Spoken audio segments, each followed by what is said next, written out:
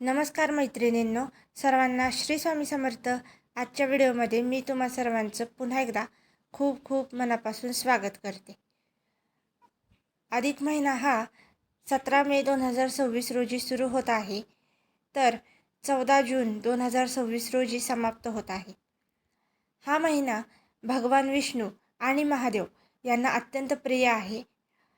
याला धोंड्याचा महिना असेही म्हणतात, कारण या महिन्यात माती, दगड किंवा वाळूची पिंड तयार करून पूजा करण्याला विशेष महत्त्व आहे.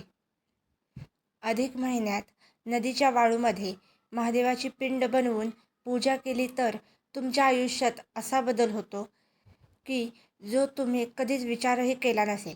त्यामुळे आजचा व्हिडिओ शेवटपर्यंत नक्की पहा आणि व्हिडिओ आवडल्यास प्लीज लाईक करा. तर आजच्या व्हिडिओला सुरुवात करूया. अधिक महिना म्हणजेच धोंड्याचा महिना हा अत्यंत पुण्यदायी मानला जातो.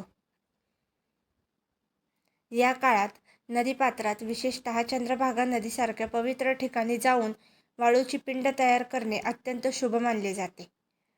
उपाय कसा करावा? सकाळी लवकर नदीकाठी जा.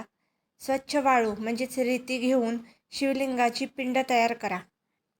त्या पिंडीवर जल, बेलपत्र, फुले अर्पण करा. त्या पिंडीला भस्म लावा आणि ओम नमः शिवाय या मंत्राचा जप करा. मनापासून प्रार्थना करा. असं म्हणतात की वाळूची पिंड म्हणजे क्षणभंगूर जीवनाचं प्रतीक आणि महादेवाची पूजा म्हणजे शाश्वत शक्तीशी जोडणं. ही पूजा केल्याने जन्मोजन्मीचे पाप नष्ट होतात, आयुष्यातील अडथळे दूर होतात, अचानक येणाऱ्या संकटांपासून संरक्षण मिळते, आर्थिक समस्या कमी होऊ लागतात, मानसिक शांती आणि स्थिरता मिळते, महादेवांची कृपा कायम राहते.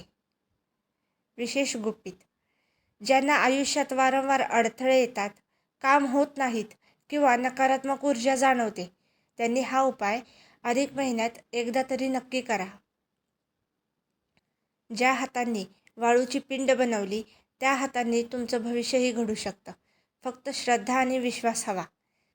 जर तुम्हाला महादेवावर विश्वास असेल तर कमेंटमध्ये ओम नमः शिवाय नक्की लिहा आणि हा व्हिडिओ त्या प्रत्येक भक्तापर्यंत पोहोचवा ज्याला आयुष्यात सकारात्मक बदल हवा आहे. अधिक महिना हा केवळ एक काळ नाही, ती एक संधी आहे. स्वतःला बदलण्याची, नकारात्मकता दूर करण्याची आणि महादेवाच्या कृपेने जीवन उजळवण्याची. आजचा व्हिडिओ जर तुम्हाला आवडला असेल तर व्हिडिओला लाईक करा, शेअर करा आणि चॅनलला प्लीज सबस्क्राईब करा.